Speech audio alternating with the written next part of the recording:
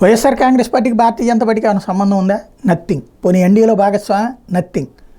కానీ జగన్మోహన్ రెడ్డి మోడీ క్లోజ్ అంటూ 2019 ఎన్నికలకు ముందు రచ్చ చేసుకుంది తెలుగుదేశం పార్టీ. ఏంటయ్యా అంటే జగన్ ఒక ప్రతిపక్ష నాయకుడు హోదాలో వెళ్ళినప్పుడు అపాయింట్మెంట్ ఇచ్చారు, మాతో మిత్రపక్షంగా ఉండి అపాయింట్మెంట్ ఎట్టిస్తారు అన్నటువంటి. నరేంద్ర మోడీ దగ్గర అట్లాంటిది ఏం లేదు. ఆయనే తిట్టిపోసేటప్పుడు మమతా బెనర్జీకి అపాయింట్మెంట్ ఇస్తారు, స్టాలిన్కి అపాయింట్మెంట్ ఇస్తారు. ఆయన దగ్గర అట్లాంటిది లేదు. ఆ విషయం చెప్పినా మేము చెప్పినట్టు వినాల్సిందే అన్నారు, అవ్వలేదు. ఆ తర్వాత చూస్తే అదే కారణాన్ని చూపెట్టి భారతీయ జనతా పార్టీతో విభేదించడం కథంతా నడిచింది.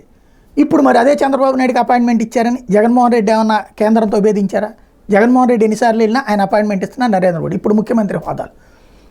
దాంతో వాళ్ళిద్దరి మధ్యన సంబంధాలు ఎక్కువగా ఉన్నాయని ఇప్పటిదాకా వార్తలు రాసుకొచ్చారు. మరి అదే తెలుగుదేశం పార్టీతో ఆరోపణ చేసిన తెలుగుదేశం పార్టీతోనే ఇప్పుడు భారతీయ జనతా పార్టీ పొత్తు పెట్టుకుంది.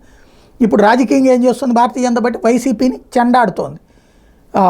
తాజాగా రోజుకొక్కొక్క జాతీయ నాయకుడు రావడం, వైసీపీని తీవ్రస్థాయిలో నిందించడం జరుగుతుంది. నిన్న రాజ్నాథ్ సింగ్, ఇప్పుడు తాజాగా పీయూష్ గోయల్ వరుసపెట్టి జగన్ సర్కార్ని తూర్పారబడుతున్నారు. వైఎస్ఆర్ పేరులో యువజనులు, శ్రామికులు, రైతులు ఉన్నారు.